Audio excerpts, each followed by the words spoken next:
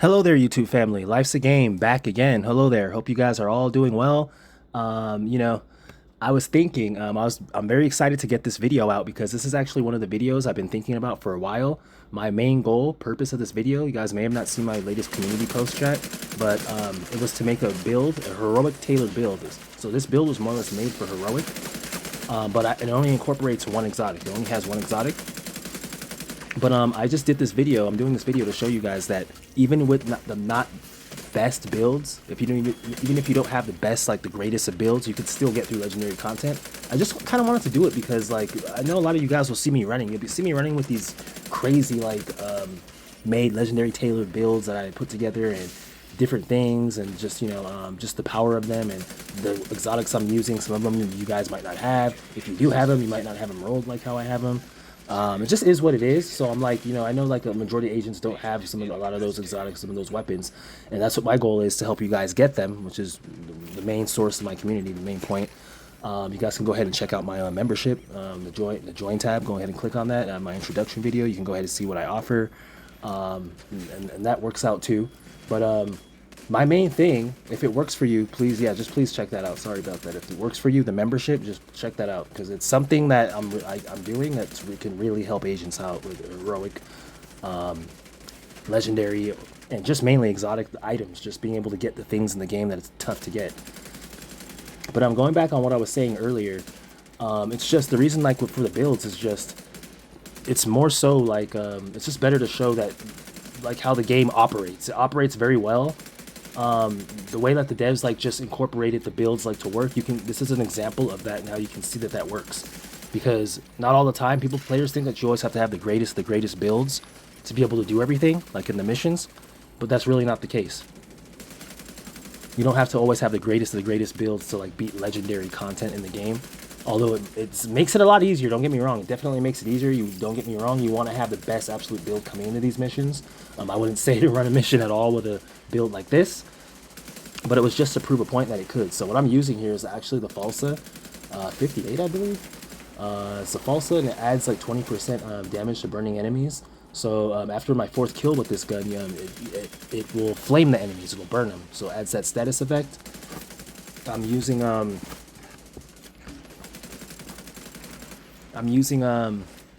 also the Bloody Knuckles with the build. The Bloody Knuckles help incorporate like it does the Seeing Red thing, which incorporates like 25% extra weapon damage in addition to 100% melee damage to your enemies. So it's like, and it gives you that for, I believe, I think it's like 60 seconds, maybe a minute, or I might be wrong, I don't know. We're going to be able to see it nonetheless down the road in this specific video. But it just shows you like I have to kind of stick to like kind of keeping back. So the whole thing I was telling you guys once again about patience distance, you want to practice that right here at the beginning of Roosevelt. You're seeing in the beginning, you're seeing some of the guys are going up a little more, but I'm just trying to let them know right here, make the medic first priority as always. But in the beginning of Legendary Roosevelt, you want to keep back, you want to scan the area and just see where all your enemies are at, because when you rush in around here, not only can they mad drone spam you, but they can push up on you pretty fast, especially like with all the grenade launchers and like I mean grenade launchers in the sense of the people throwing grenades at you, or like launching grenades at you, not in the sense of actually like a grenade launcher. I mean like just the spam of nades. They'll do that, they'll do drone spam, and when it gets to that, it's very tough, and most teams have to just restart a lot of times when that happens, because they kind of went in and they gave the enemy too much time to be able to like get themselves together, and they pushed in too fast. They didn't structure it. So like I said, Legendary is all about structuring. Heroic, that would 100% work. If you were to just push in right here, you could do that. In Legendary, you can't do that. Once again, if you're a part of a clan or some elite clan group and you do that, I can do it in 10-20 minutes or whatever.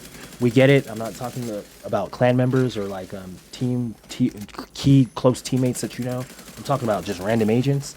And even with close teammates, it could be tough too. I mean, even clans that do it in quick time, like fast speedrunners that do it in like 20 minutes. They have structure on how they do it. They know where to go, each one where to be. There has to be some form of structure in Legendary to be able to push like that. There has to be structure. And a lot of agents, at times they won't get that. They'll just push up, and that's where like 90+% of the wipes, as I said in previous videos, that's where 90% of the wipes come from in Legendary missions. So it's all about patience. I'm sitting back here, and it's just showing you, I put the build together in a way where it can strike between about 100, 400k per shot, depending on when I get critical hits or whatnot. But that's kind of how I designed it, and I like the way, touching on as I touched on earlier, I like the way the devs set the game up. Like, it's like the builds do work, and this is a common proof of it, because I'm running a legendary mission with a build that only has one exotic, the Bloody Knuckles, and that's not even the greatest exotic. And furthermore, I'm not even saying that it's even needed. You guys could probably put another pair of gloves, maybe a stronger pair, give you more DPS on. I just kind of did it for the talent to help out with the overall build structure that I'm respectively showcasing here. But you guys can put whatever gloves you want on, and you could make the exact same build as long as you look at all the pieces I have. And the fact that I'm getting through this, I'm hurting legendary enemies, as you'll see, you'll know that you can actually do a mission and be productive in it.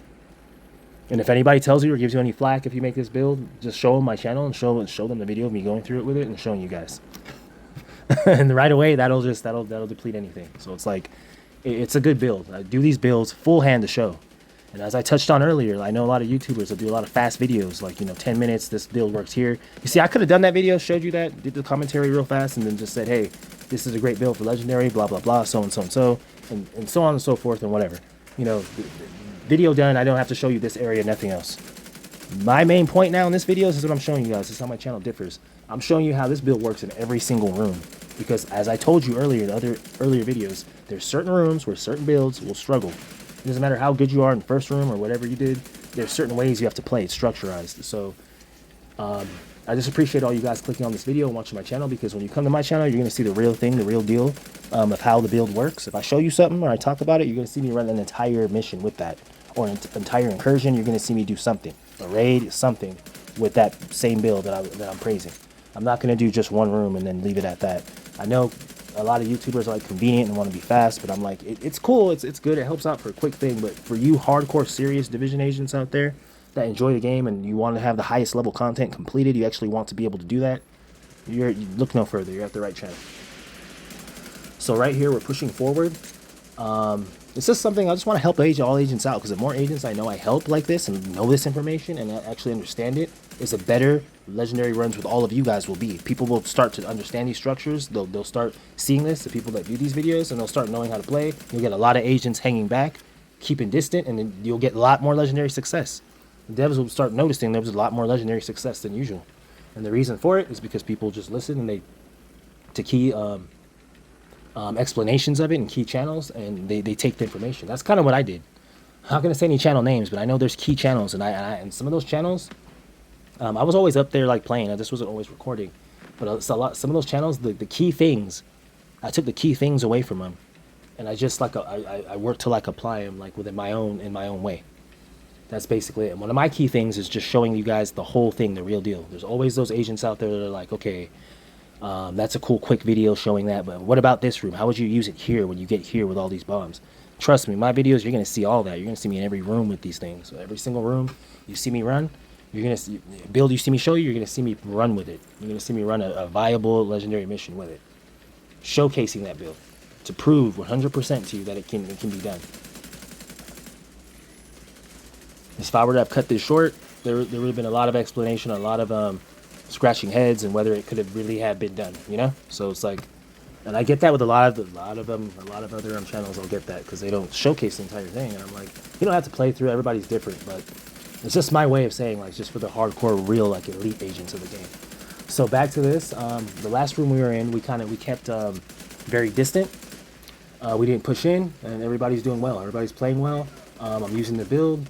I do have, and I do want to touch on this again, the Stinger Hive. Man, I keep mentioning the Stinger Hive so much, and it's because I haven't never really used it in all my past videos. Like, it's a new skill for me. So it's like, I'm enjoying it so much. It's making me even more lethal than usual. Like, I'm able to do a lot more things. This is a skill 1 Stinger Hive build. And I think it's because of maybe it's because of the attributes or the mods that I have. Not the attributes, but the mods that I have on the respective hive. Like, it's like the extra, the 5% radius. I don't know what it is, but I'm saying this thing is always really great. I have the level 1 striker drone. This with the Stinger Hive and the striker drone is just A1. If you know how to stay alive and know the movement and how to move, you're gonna be just a terror to the enemies, like a nightmare to the majority of the enemies, like just a complete nightmare. And if you make a tier 6 one, it's crazy because this build can be incorporated in so many ways. You know, like I'm thinking of possibly even using it with like a key like high level striker build, like where I could have this like in my repertoire still, even as I have all that damage. So there's certain things I'm thinking of and how to do certain stuff. But yeah, there's one more mission I'm looking at still. I've been telling you guys a lot about Tidal Basin Legendary 4 directives. I got to get on that. It's gonna come. Those missions are tough, man. Legendary 4-man directive. Manning Zoo was a run. So I'm just trying to kind of just pace it myself. You know, pace myself, get myself ready. At the right time, I'm ready to do it, and you guys will all see that. That will be a premiere video, by the way. So can't wait for that one. Just look out for that one. Be on the lookout. And I'll let you know via the community tab early on when that's coming up. So just look out on my community tab. I'll make a lot of posts there sometimes. I know a lot of you guys might not be looking at that, but go there. I'll put polls sometimes. I'll tell you what's upcoming or what I have. I mentioned this video yesterday that I was going to be bringing this out. So just go there and just keep watch, because I'm going to have a lot of big announcements. They happen there first before they're even like aired mostly. So just check that out. But going back to the mission, we have some good chemistry here, as you're seeing. So Legendary Roosevelt, the thing I love about Legendary Roosevelt is that you have a lot of space. This mission has a lot of space. Like you can move back so much, like you can retreat when need be, you can fight off your back foot, and that's what I exercise and practice so much in Legendary, which is why, like, if I were to like attempt to do like a mission, like with new agents, a Legendary mission with brand new agents, one of the first things I do is go to Roosevelt. Like Roosevelt's usually the first mission I would be thinking to do with random agents. And the reason for that is just the spacing. Like whenever you start new, you can go all the way back and look in a distance and fight the enemy. And it gives you that awesome ability to be able to retreat if need be. You're feeling uncomfortable, you could always retreat, run all the way back and fight them at a distance. Whereas some other Legendary missions don't allow you to do that as easily as such or as so quick. Take like DUA for instance, or say Capitol Building. There's certain areas where you can run back, but there's like narrow doorways and different things like that. It's not like an outside area, mostly. So at times Capitol Building can be, but for the most part, Roosevelt's just vast. You guys know what I mean. A lot of you that play this. So on that note, it's kind of funny though, because Legendary Roosevelt was actually the very first Legendary mission I beat, and that was like some years ago. I'm talking like well before like a lot of people beat it. Because I remember the first time I beat it, I didn't have it on record. It took like 4 hours. I was running with a random group. We did like a lot of different things to do it. We kind of stood one place like with some of our skills. We're doing like a lot of different things. It was tough. But Legendary Roosevelt was one of my first missions, like legendary missions I beat. When I got the shirt, and then everybody I was walking by was inviting me to their clan. It was insane. They're like, "Oh, you have the shirt," meaning, "Oh, you beat the mission." So it's like, it was something huge back then, and I never got that one on record. But it's funny. This is my first legendary mission I ever did beat. And I think it was just due to the vastness and me being able to just use patience and distance in a high way back then. And it was I don't know, I feel the legendary missions were a little different back then. I feel like they were a little more like hectic. Like these ones, I don't know, I feel like they watered them down like a little in a sense now, because like back then it was so tough. Like they would spam stuff, they would do heals if you didn't get the healer, because the devs didn't do a patch on the healing, meaning they could just keep healing themselves, so you really had to get to them. Like before that, it was just, you had to probably just restart. It was different, but these are still hard, don't get me wrong, but it's just something about that. I wish I would have got that on record, but I'm here now, so it is what it is. But yeah, it's a good mission to start off. But that's what I was just stressing. One of the things as I'm running Legendary Roosevelt right now, respectively, is just, it's a good place for patience and distance. Nobody can tell me they can't practice patience and distance at Legendary Roosevelt. It's too big. Look how vast this place is. It's big. It's very much outward. So it's like it gives you the perfect opportunity if you're a new agent to Legendary. I'd say do Legendary Roosevelt. The only part about it I'd say is at the end with the 2 drone choppers. That part would be pretty hectic. But if you go to like the boat section, it can help out. But I'd say I don't know. It's just my take on it. I feel Legendary Roosevelt, it's like just because of its vastness and patience and the patience distance that I keep reiterating so much, and it's a key point of beating Legendary. I think like Legendary Roosevelt is a good key way to get new agents into this, their feet wet and used to Legendary and confident to do some of the other missions. Of course, District Union Arena, I believe DUA is the easiest Legendary of all the Legendaries, of course. But it has a lot of close quarters, and sometimes it's kind of weird for people that aren't used to Legendary, how close DUA can be sometimes, and they might not be used to it. So I think Roosevelt's just the key thing, like the key starter for that, to be able to practice, possibly, but could be wrong. It's just my opinion. But so we got past that part. We had patience, distanced ourselves. As you're seeing, some of these agents are running up a little more, much than I was, expecting them to or want them to. But hey, sometimes people have some builds or whatnot. You did see me say earlier there, I don't know if any of you guys are watching within the chat, respectively here, but I did tell the other guy, I believe, that left. I said I kind of told him not to die in a bad spot because he kind of went all the way in the corner up there, as you're seeing, just to the right of this tunnel section here, where the part where you can climb up and look over at the enemy. That's like not the best spot because the thing is the enemies over behind the ledge can see you. You can be naded from there, and also the enemies coming behind you via the chopper can get you. So that's just not a good spot. Obviously, it was a new agent, I'm sure, to Legendary. I was just trying to give him a pointer. Don't die in the wrong spot, but it's like, I don't know, sometimes they take it a certain way and they left. It is what it is. You run into that a lot. But the agents that listen, that follow, they find that they have success, as you'll see in this video, and they learn from it, hopefully, and you're able to do that. So key thing, agents, if you're playing with a knowledgeable agent, whenever you're playing this, just always listen. Try and be on the same page as them. You might not agree with every tactic they might say sometimes if they're the party lead, but just try and follow them, be on their same page, and just see how things work. If things don't work, you could always object then and be like, hey, I think you should try it this way. We did it that way. We nearly wiped. Let's just try it like this. Let's do this. And people usually are a lot lenient to just go with you on that. Be like, okay, you asked me, he did do it my way, why not?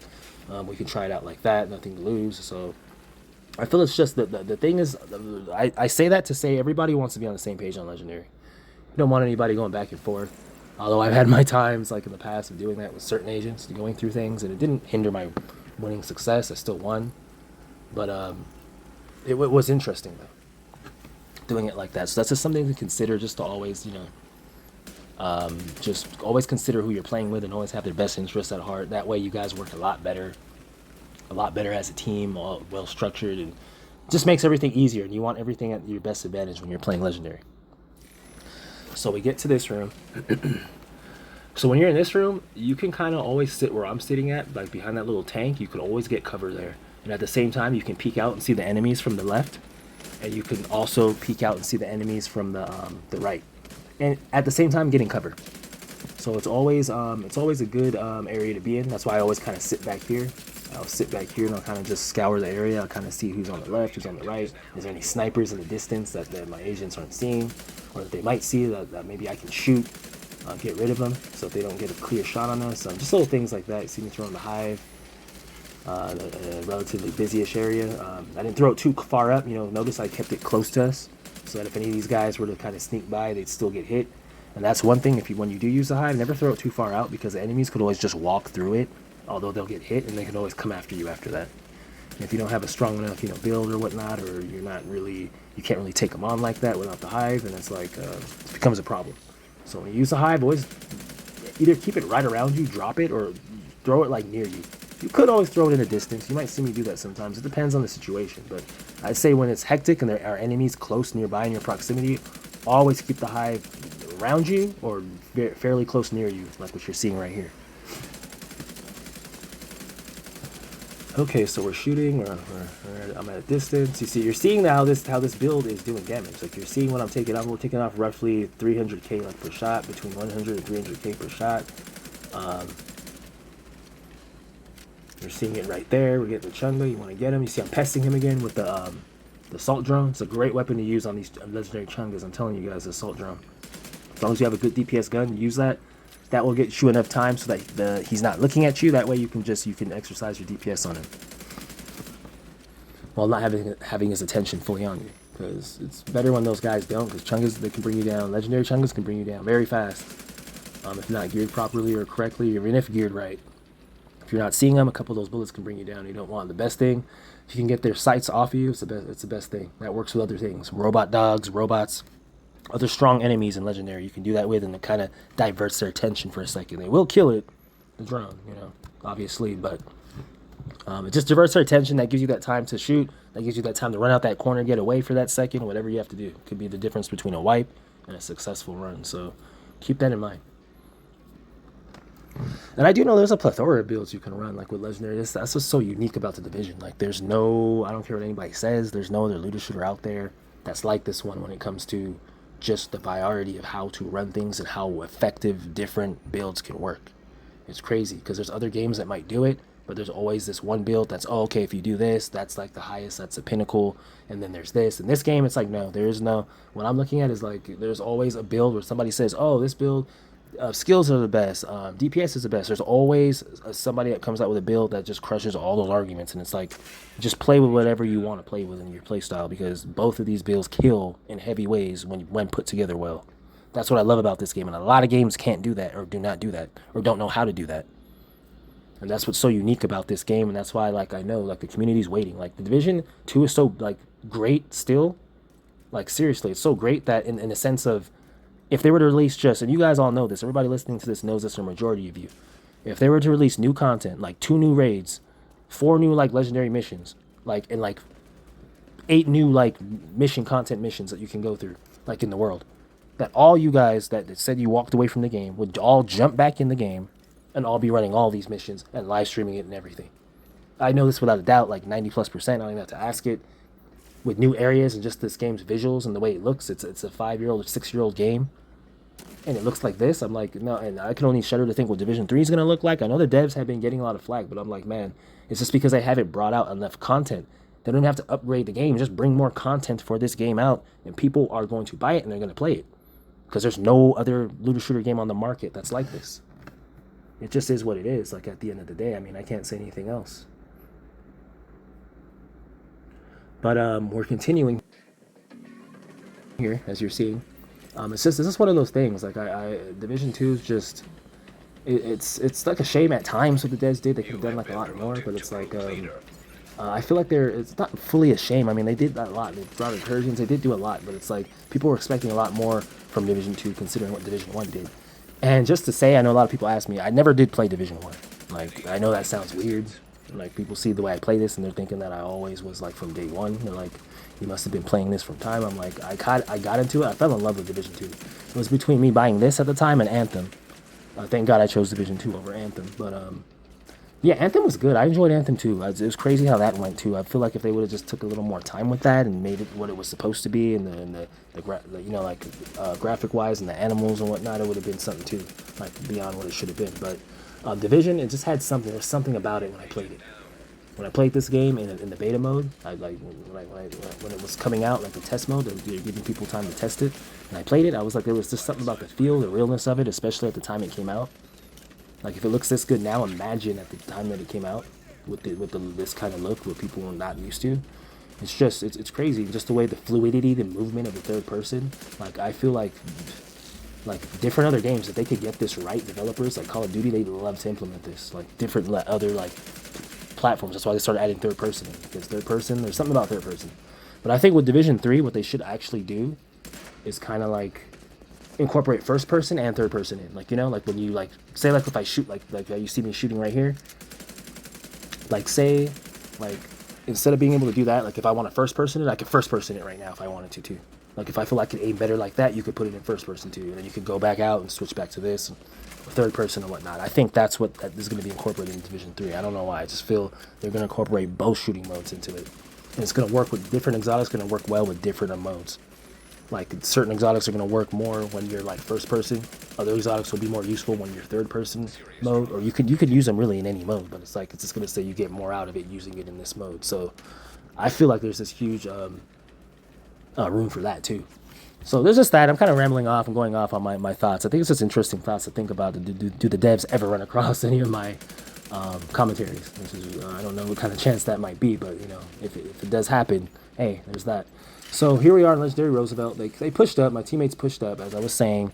And this was a test build. I never did. It's the funny thing about this mission is that starting it off, I know I did tell you guys in the beginning, I'm showing you this build to showcase a test build.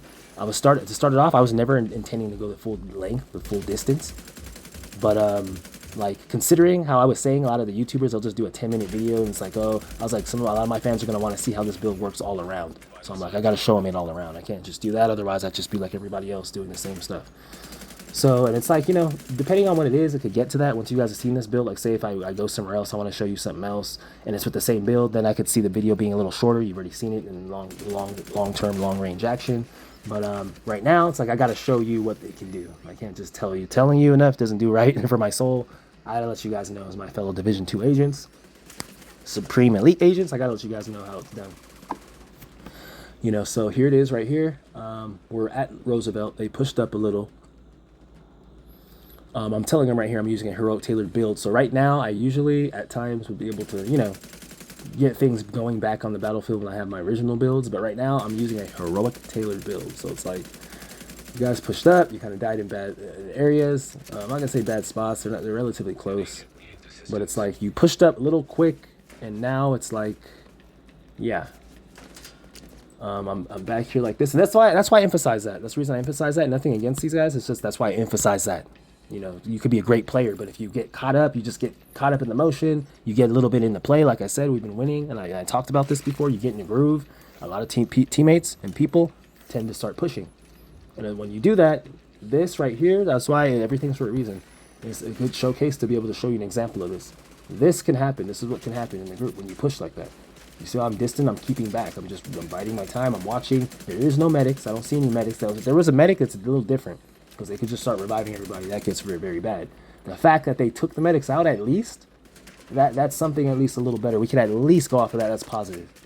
That's at least positive in that sense that they took that out, on the medic out. But what I'm trying to stress here, guys, in Legendary Missions, that's why I say this, do not push, do not rush, ever. Like, just, there'll be times, I'm not going to say ever, but I'm just saying, like, just try and be on the same page as a team. If the team lead doesn't tell you to push or something, or somebody that's there, that's been speaking, like, or whatnot, and you guys have been following, don't push. Like, just, you know, like, just try and stay, like, within merit, because these are the things that are liable to happen. And this could have easily right here been a wipe, like, easy. But it's like, when you keep your composure, you want to keep your composure. They didn't go too far, so the best thing about these guys is that they didn't run off too far. They didn't go too far into the mission. They didn't get reckless, go all the way down there and die where nobody could reach them. And notice, every single one of them, I can bring back comfortably. So that's another thing. If you learn anything and you do push, just make sure it's in proximity of your team. Don't be like behind this, like if it, like behind dying like this green little thing right here. Don't die like behind it or like somewhere like close. Like you see where Annihilator died? That's not the best area to die considering the room, but considering the room was cleared out at the time, he's fine. It can pass for right now. But if there was like another wave of enemies or whatnot, there wouldn't be no way to revive him unless somebody had a revive hive or whatnot. And even then, they have to use a revive hive. They don't know if they could get shot and go down. So it's like you just want to put your team at a detriment or anything like that. He's been playing well. Not you know, I'm not saying anything like against them. They've been playing good. It's just you want to always keep these things in mind, because when you don't keep them in mind, it could lead to wipes. So that was me showing you with a heroic tailored 1 exotic build in a 4-man tailored legendary mission that you can do that. You can hurt the enemies. You can with these skills, the Stinger Hive, the Striker Drone, you can deflect the enemies. You can get the enemy's attention. You can deflect. You can get their attention. You can get their attention on other skills, the drones, so they're not looking at you. More or less, the build works. That's all I'm trying to say. I might have not put that together so well, but I'm saying the build works. You can get your enemy's attention. You can deflect your enemy's attention on to your skills. And if anybody comes close, you can always drop your hive. So it's like I'm just showing this to show that it can be done. And in each room, every room's different, as you guys are seeing here. You know, the first room was, you know, it was what it was. It wasn't it wasn't the hardest. So if I would have just stopped the video there, you guys wouldn't be seeing all this right here that's happening and how to play these rooms. This is why I do this. That's what I've been encouraging a lot of other YouTubers to exercise, at least start exercising in a sense, because this helps out a lot. This helps community out a lot. I've been getting like a lot of, you know, I'll get comments in game. People that know me, they will say, "Hey, you know, thanks for that. It helps out. Like, well, I want to see that." You know, a lot of people don't show that, or even talk about it when they're showing it. So it's good. I'm glad that you guys are enjoying this. I'm gonna keep this coming because I'm enjoying this too. I'm learning a lot because sometimes I'll see myself as I'm telling you, when I'm critiquing myself, I'll see things. So what you want to do in this room at Legendary Roosevelt, guys, you want to keep near this door. You don't want to go out there. The Stinger Hive is a perfect thing for this area. It has a wide radius. You see the Chunga going back. He's going to the left. He's avoiding the Stinger Hive. The Stinger Hive, it's such a problem. It's such a nuisance for the enemies. That's why it's such a great weapon. Anything that's the enemy's problem is a great weapon for us. So it's like you want to just exercise this and use this. This is a way that you get high success for this mission. And this is a skill tier level 1 hive. I'm just saying. Just keep that in mind. I just keep saying that for a reason. I always say keep that in mind like 3-4 times probably throughout this video, but I'm saying that for a reason. Okay, so he's walking back into the, no, see, my hive's gone, so he's coming back. That's crazy. A legendary Chunga will try and avoid a one tier hive. I don't know, maybe I need to stop bringing attention to some of this stuff, otherwise the devs are gonna maybe start trying to nerf stuff. I don't know. But yeah, he got me there. He got me with his hive pretty much there. I didn't get out in time, and that's one of the only faults about this build is that you don't this heroic build right here, you don't have a hive. The thing is with this build, guys, I just put the Stinger Hive and Assault Drone on because I enjoy those skills. You guys can use any skills you're used to with this build. It won't take away your hit deduction points. It won't take away anything like that from you.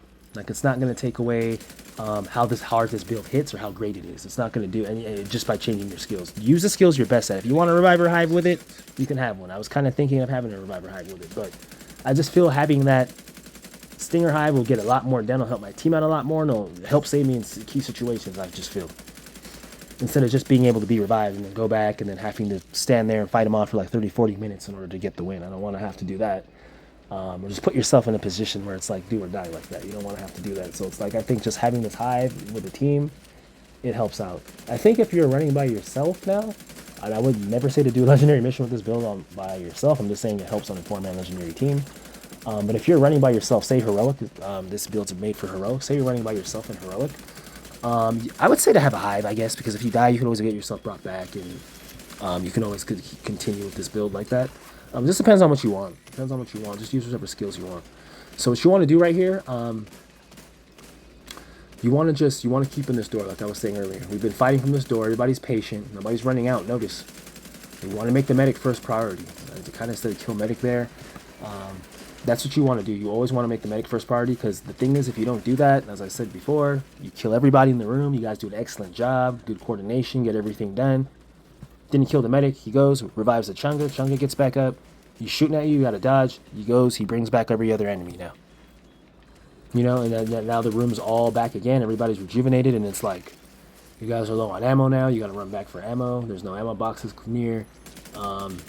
It's crazy. It could get hectic. That's what I'm saying. So I'm like, you just take the medics out. Always make medic first priority wherever you're at, whoever you're fighting. Unless there's obviously like a robot dog in your face or something, obviously light them up. But I'm saying, if you can see from a distance or which enemy you'd rather take out first, obviously drone spammers and nade spammers if that's going on. But for the most part, just make the medic first priority. Okay, so you see me go down there again. My dodge got messed up, I dodged into the gate, tried to get out of it. So it's a heroic tailored build. I think I'm doing pretty neat using it. Got hit by some stuff. I feel I could avoid it those. I think I'm kind of peeking in a little much. There's some people on the left and right. I just got to scour the area. I got to scan it a little better. That's what will happen. You'll get picked off if you're not scanning it. If you're not scanning the area right, you will get picked off. So there's that. Let's see, just want to always be looking around. Okay, so there's so many enemies still back there. Did we kill all the medics? See, there's still like a healing box down there. You don't want to have a healing box down when you're getting stuff done. You always want to take care of anything to do with a medic. A medic drone, a medic himself, a medic healing box, anything. You just want to get it out of there, because what they'll do is they'll just linger around the healing box and just keep being healed while shooting at you. So you just want to get those things out of there. And you just want to fight patient. If the fight doesn't end in like 3, 4 minutes, 5 minutes, or the 10 minutes, 15 minutes, don't think that, oh, you can't do it, it's done. I don't know how we're going to get out of this. Keep fighting, keep devising a strategy, you'll get out of it. That's the thing about Legendary. It's about grit, not ever quitting, and just keeping patient, distant, keeping structure. That's what I love about Legendary. There's no room where you can take time off. You have to be structured all the time. You have to always be watching. It just keeps you on your toes the entire mission. That's the thing about Legendary. That's what separates it from Heroic. That's what I tell people all the time. I'm like, you have to keep your distance, and you have to keep patience, and you also have to you have to keep focus. Distance, patience, focus. Main 3 things. DPF, distance, patience, focus. That's what it takes, because obviously coming into a Legendary mission, you're already supposed to have a tailored build for it. Nobody's supposed to have to tell you to get your build right in a Legendary mission. If that's happening, you probably shouldn't be in there at that time. You have to look at your build, get it correct. People can say stuff. There'll be some toxic agents that say stuff, but from your build can hit, and it hits right. If it's between 300k DPS or whatnot, 300, 600k DPS. I'm not even hitting that. I'm hitting 100, 300k. This thing might not even be optimized all the way well, but Look how much, and look at that. Look how much damage I'm taking off of him. That's a legendary enemy. So, you know, it works. The build works. As long as you know your build does DPS, it does work. You can run legendary. You can do it. You can run in any group, and you'll be fine. Especially with this build here, it'll be showcased at the end for sure. But and one another key thing, legendary summit is watered down legendary. So if you do anything in legendary, you've probably seen me do like 6 directors in legendary, whatnot. You've probably seen people do 10. You've probably seen people do 8, whatever it might be. I'm saying legendary summit is a watered down version of legendary. It's not the same thing as legendary missions. Complete difference, and that's why I'd say for brand new agents, start at the summit of legendary. I know I was kind of saying Roosevelt earlier. I know I said, oh, you know, if you're going to do a legendary mission, do legendary Roosevelt.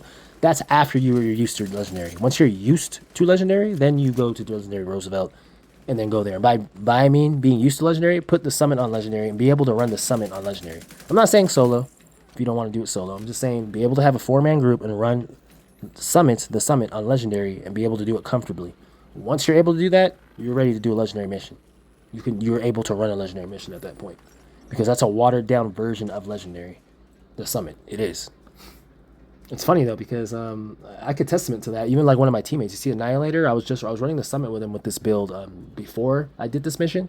And he was like, I mean, he was all up in the enemy's face, legendary rogues, just doing everything there. And the enemies, they couldn't do anything to him.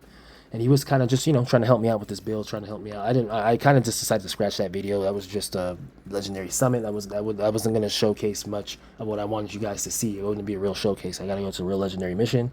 So, yeah, he was there, but he was completely Annihilator. He was completely dominating it. And it's funny, the Red Ferret, my teammate Red Ferret here, we did legend. He's one of my teammates. I did legendary 4-man manning zoo with. If you guys haven't seen that one, it premiered. Great Asian as well. But I was running with Annihilator before this, just 2-manning legendary summit, and he was just dominating it. I mean, the enemies couldn't do nothing then. Nothing. Like, he was doing everything on normal legendary. We didn't have any directives. But we came here to this mission, and there's a couple times he's gone down in certain areas, and, you know, like, he's gone down. And I'm like, man, I thought it was going to be the same thing as the summit. I thought he was going to go up on him. I was like, he has a great build. He's going to go. But it's not like that. It's different. So the missions are a little harder. He's still playing well. Definitely great agent. He can hold his own legendary. But you know, yeah, you have to back it up a bit and then refocus it back again, because I'm telling you, that's what I mean by I'm like the summit legendary and mission legendary is different. So if you see somebody do anything in the summit legendary, it could be directives, whatever it is, it's a watered down version of legendary. I mean, the summit, don't get me wrong, it could be hard. I've done it with 6-7 directives, whatnot. But I'm saying when you go to a mission and you put on just 3 directives in a normal legendary mission, that's already harder than, or harder than, much harder than like a 10 directive legendary summit, right? I'm just saying, like, that's how it is. Like, legendary missions are just tailored different. The enemies hit different, and so it's more legendary tailored, the actual mission, because they know that's where you can most likely get the exotic. Not saying you can't get it in summit, you can in legendary, but I'm just saying as far as the mission difficulty, trust me, I know. I played so much. I played legendary like normal difficulty, like story difficulty, so I know. Like, the summit's a watered down version of legendary, definitely. And that's why I say beginning agents, go to Legendary Summit and play that. Put a few directives on if you want.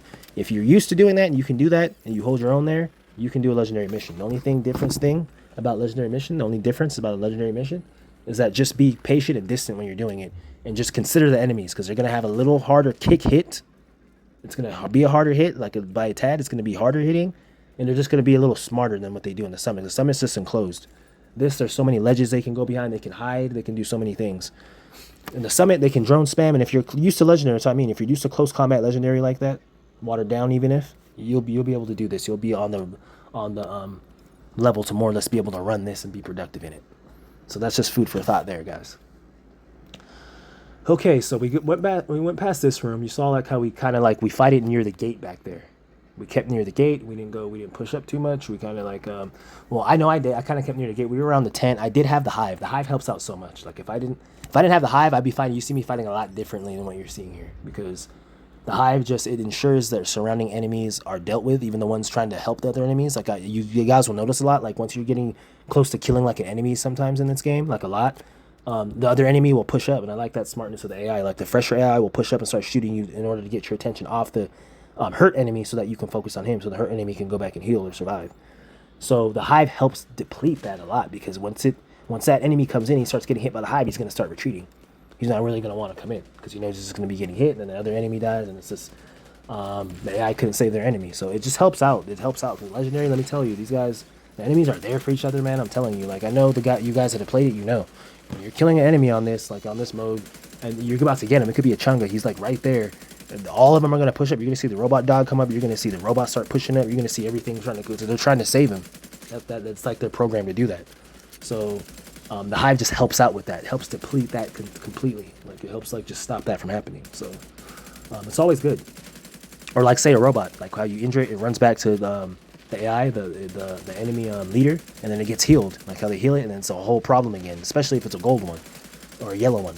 It's a problem. So it's like if you threw the hive there, he wouldn't have time to even heal it or do that. Like it just, you see what I mean? It depletes the entire thing. So the hive is really that's why I keep stressing this hive to you guys, because I know like the level of these missions, and I know like the complexity of them, and I know like the grid of them at times, and it's like this thing can help you guys do it. For people that are new to this, this build will help tremendously in ensuring success in a lot of these missions. We're giving you the best chance at it. Of course, it'll come with trial and error at certain times, but I'm saying realistically, if you just listen a lot to these videos I'm putting out, and you really take everything down, you won't really have much trial and error. You'll just have a lot of success, realistically. So I did the trial and error for you guys. That happened in the past. I did the trial and error with a lot of this stuff for you guys. So that's why you're seeing me do it how I'm doing it. It wasn't always as flawless. Before you could walk, you had to crawl. You know, before you could run, you had to walk. So it's like, you know, like that's just how it goes. So it comes with the territory. But in here, you want to just make sure you have decent DPS. Take these dogs out. They're going to be coming after you. They're going to be shooting. You just want to take them out. My teammates are doing a good job. You know, they have good builds in here to be able to take these guys out. You want to have DPS. That's what goes back to having DPS. Like having DPS in a legendary mission is an absolute must. Like you have to have that. You have to have that. You have to have just a good build. No, there's a few agents that will come in here and not build like that.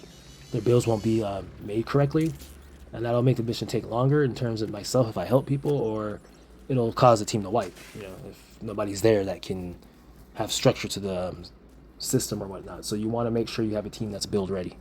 That includes incursions too. You just want to be build ready for those things, because if you're not, it makes it that much harder. It makes it that much harder for your team. You don't want that. You want to be able to do it. So there, I'm showing you the build. See, just the bloody knuckles. That's it.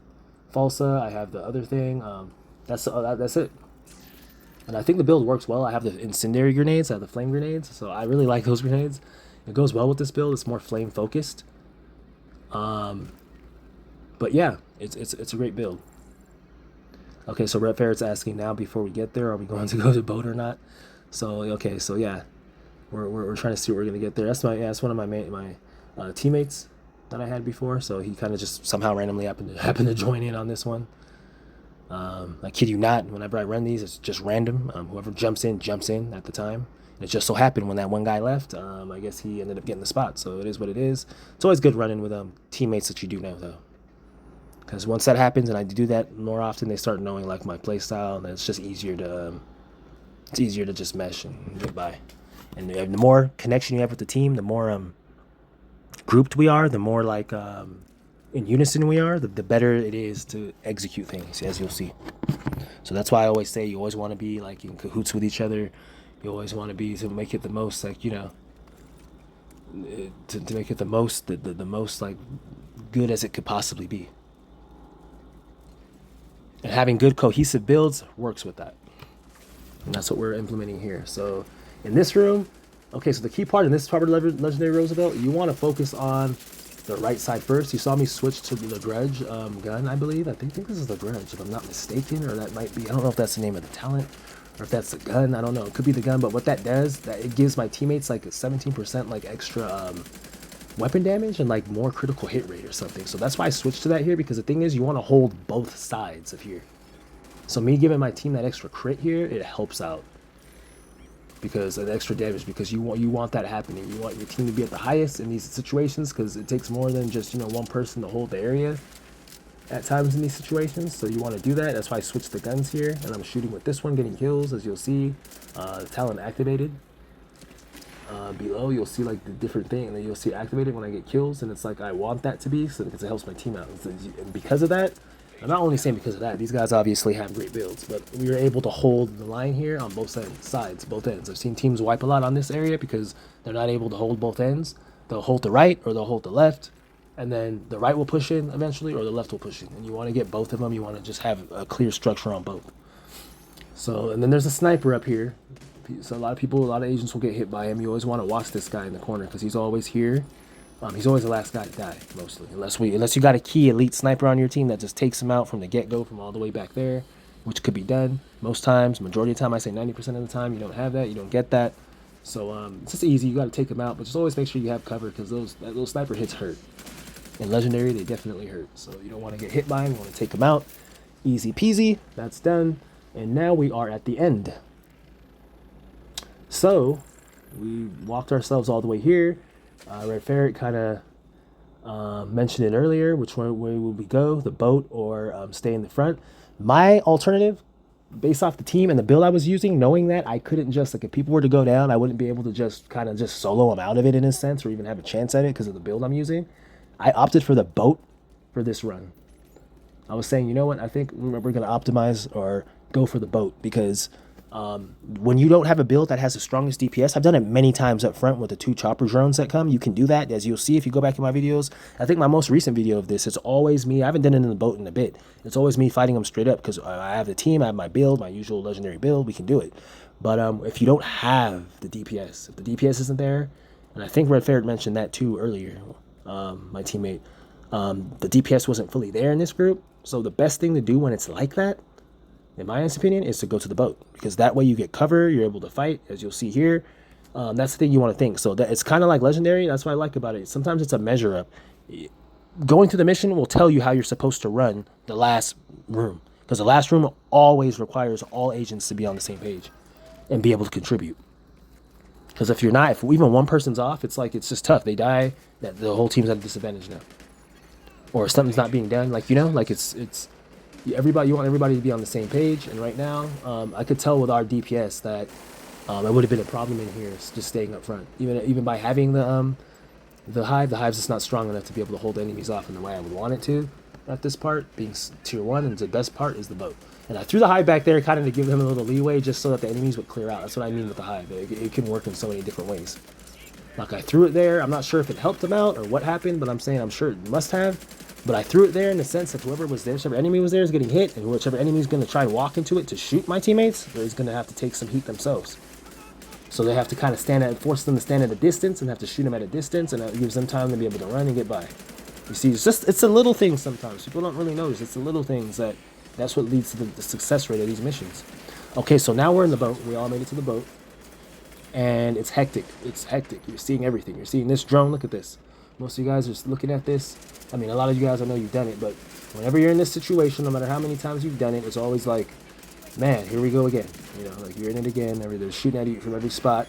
You're seeing thick red lines on the mini map everywhere. Like somebody's right about to come in through the door and blast you. I know how that feels. You got to just keep your composure. You know, my teammates got the door. I'm throwing the hive out there. See, this is where the hive can come in handy again. It can help right there. It can help keep people completely away from the door. See, I didn't have a chance for it to heal there. I should have kind of had a chance for it to refresh, but it's such a hectic situation. I'm just trying to make sure nobody can get in on us. So right here, you're seeing me. I'm allowing it to heal a little bit. It's at 2. I'm trying to get these guys off of us a little bit. So I throw that out there just to have it there, just have it sitting there so that anybody that wants to come, you see the thick red line on my mini map from behind. Somebody could be trying to make their way up here, but if they do, they're going to run into that. And I could use the hive in a sense as a mini map because now, once I see that hive go off, I'll know somebody's in close proximity because that's not going to go off unless somebody gets near it. And it has a wide radius, a very wide radius. So you see what I'm doing there. You see, that's what I mean. It's the little things that you do that ensures that these guys, they could keep their back completely to the door, shoot these guys, and not have to worry about nobody coming up from behind us. Me having that hive there completely takes that away. So that's just a key point of what I'm saying with the hive. The hive is just amazing. Not even skill tier 6. So, and you're going to see me incorporate this into some of my DPS builds, like heavy DPS, because it would just be just a fun build. With that, you can just destroy the enemies, and you have something like this. It would just be great. But this build is a one-tailored It's a heroic tailored one exotic build. And this is legendary Roosevelt is your team here being done. So those agents saying this that might have looked at my build probably from the beginning of the video, thought it wasn't that good. As I'm saying, it is a good build. There's no carrying, nothing like that going on. A lot of these guys, as you were seeing, if you're watching the video, been listening to me, what I've been saying, they know my style of play. They can tell I'm a good player. And when you do that, like I said, these missions can be done. This is what I do this to prove. Not just a one-room showcase or just a 10-minute, 15-minute showcase. This is the real deal right here. This is showing that this stuff can be done, and it's just better as a community. And I know you guys, a lot of you guys are capable of this. A lot of you guys are already doing it. I know that you can do it. So it's like, you know, we can just up the community, get the community better. That may mean the devs will increase the content. They'll make the content better. They'll get fired up off of it and be like, you know what? There's completing this. There's this many cohesive, good teams that, you know, can complete this mission. They're that good. They're well structured. They're like the real life division. Okay. We have a surprise for them in Division 3. We're going to incorporate more of that teamwork in. You know, like, you just never know. So I'm like, it's a great thing. I enjoy it. It's a good thing. And I know a lot of you guys, if you're watching this far and you're this far in the mission, you enjoy it too. So it's always good. Thank you once again for watching. It's always great. I'm glad to bring you guys this information. I'm glad to share it with you. I'm glad to critique myself and be able to do that. I'm glad to get better. Do it all for the community. Do it for you guys so you guys can win it. Get the exotics that you want. And as I said again, my membership, just look at that. Check that out on my page. Join it. You can play with me for 30 minutes per week. Or you can we can do 2 incursions, 2 legendaries, or an incursion and a legendary twice each month. In addition to playing with me for 30 minutes, like if you get the second perk. So there's so much going on. I'm just helping agents out, and that's my key goal. And if you're realistically serious about getting exotics and you really want to take your game, push yourself in that ability to take your game to the next level, and you really want to be able to do these missions, run missions that you'll see me in, run missions that you might see some other big YouTubers in, because like when newer content comes out, you know who's going to be running those missions. You know the Masters difficulty's coming. I can't wait for that. I don't think it'll be much more than legendary, but we'll see what they're going to do with that. You know who's going to be in it.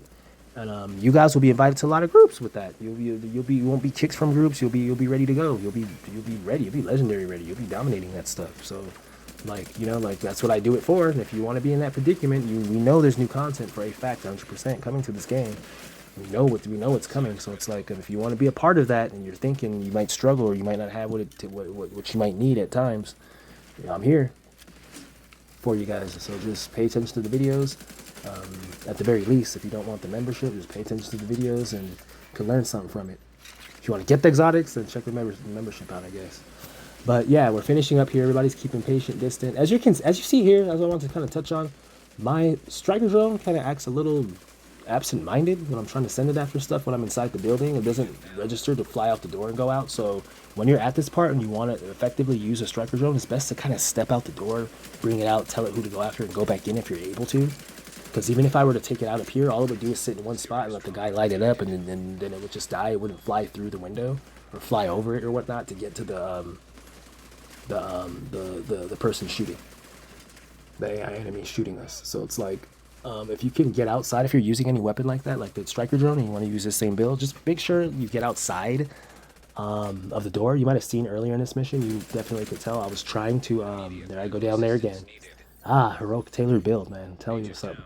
But hey, it happens. This shows you that it happens. I'm not using the best build. This is not a legendary tailored build. That's the thing. But I did this just to show you guys that, hey, even those agents out there that find it tough, that aren't getting anything, that don't have exotics, you can still muster something up that you can run these missions and still be effective in them, in order to still get that exotic to drop for you.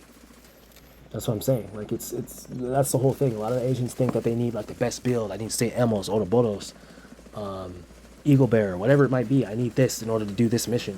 No, you don't. You really don't need that. You could still do that mission even better than a lot of agents that have those weapons, because they don't know how to utilize them or use them and put them together. So it's like, you just have to know how to put your build together. This video emphasizes build structure and how to put a build together properly, in the sense of, even if you don't have the best gear pieces or sets to go with, you don't have the best items, the best weapons to go with, you can still muster something up when put together well that can work wonders and miracles to the point you can help a team out and actually win a whole legendary mission. Some things, a lot of people didn't even do that, even have some of those legendary guns that still have not been able to do, even with those guns. So it's not always about the gun, guys. Always know that. That just comes with the territory. That will just drop eventually. Like, you guys that want the bighorn and whatnot and those different guns, that comes with the territory. Once you guys get used to doing this stuff, you do it a lot, you'll see the drop. It'll happen. You'll get it. You'll be like, oh, I see now.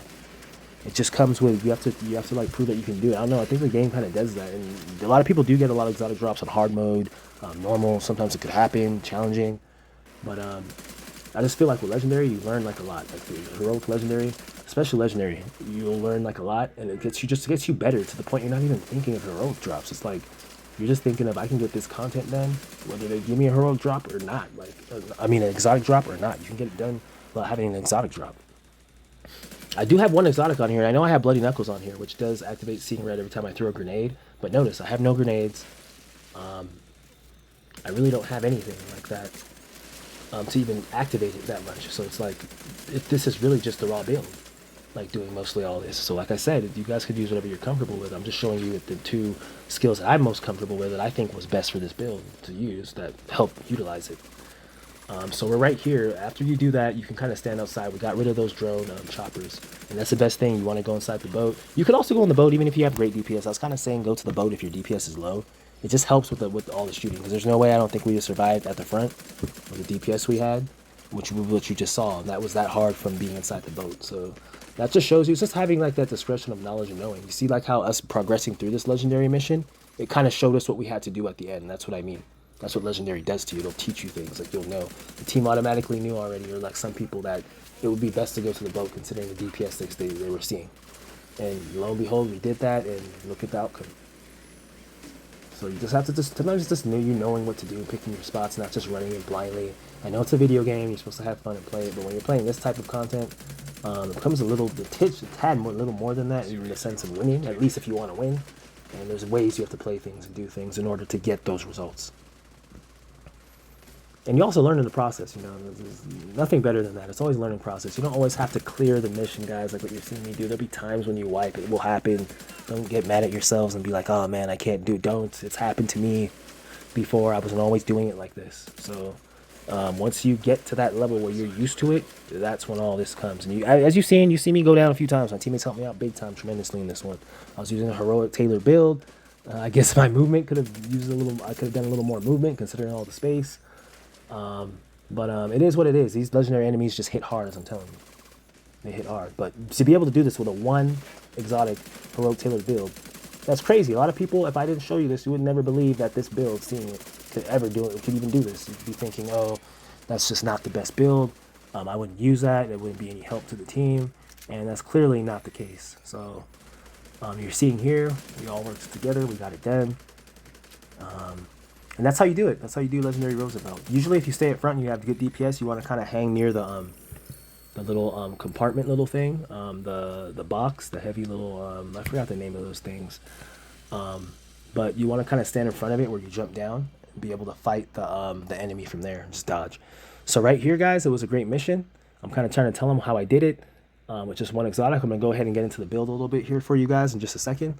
But yeah, I hope you enjoyed it. I'm just trying to show you guys that this mission can be done on legendary with even not so great builds, so that when you get those builds, just think how better you'll be when you get the actual build and you make the build you want, if you can do it with a build like this.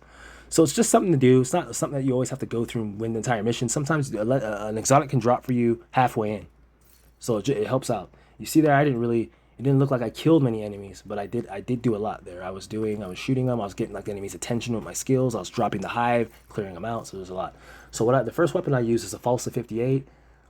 You're seeing it right here. I'm showing you just a little bit of it. It amplifies weapon damage by 20% to burning enemies after 4 kills. It burns the next enemy you hit, so that's a lot of burning. I have the incendiary grenade, so this is kind of like a flame build. That's the weird thing about it. It's a flame build that helps out. Oh, it was the Grudge. That was the name. So, okay, so I was wondering earlier. This is the Grudge. Perfect Vindictive. Killing an enemy with a status effect applied grants you and all allies within 20 meters 18% critical hit chance and 18% critical hit damage. That was huge, especially being in the room where we were in just now. Like with being inside that the boat, that helped out. That's why I switched with that gun. You guys might have not seen that here and there. It does help out. You just want to make sure the build meshes. I have this on. I have the field protective mask. It has a lot of weapon damage, critical hit damage. As you're seeing in the brand set, you're seeing other things. Perfectly Wicked, applying a status effect, 18% additional damage for 27 seconds. So every time I burn the enemy, we're getting 18% more damage every time the enemies were burned. So if I shot them and they're burned to anything. So you see how the build meshes? It did a lot. You don't really know until the end. And then over the top, of course, damaging an enemy with a melee attack activates Seeing Red plus 25% weapon damage. So that's 18 plus a 25. plus 100% melee damage. You see, seeing red lasts 20 seconds at the 60. So the build kind of goes with each other. It offers 25% weapon damage. I didn't really hit the enemies. I should have done some melee. I was 100%. See, I didn't even utilize the entire build. Perfect Headhunter. After killing an enemy, a headshot, your next weapon hit 30 seconds, deals additional 150% of that killing blow's damage. So you're seeing how all these things, they just mess with each other. I have the 15% weapon damage down low there. Phoenix Group AB, you're seeing in the slot there, assault rifle damage, so my assault rifle's a little stronger. Striker drone. Also, my assault rifle, I added like some extra ammo to it, because usually the Falsa doesn't come with 41. It comes with like a certain amount, and I added like an extra bezel to it or something. So just to get the same exact gun you're seeing me here, the 41 rounds, you'd have to do that respectively. I did not show that. Sorry about that in this video. I forgot to show that part where I showed the gun, but just to let you guys know there is that. YouTube channel Life's a Game. Hope you guys enjoyed the video, and there's going to be a lot more coming soon, so just stay tuned. Thank you. Hope you guys enjoyed it.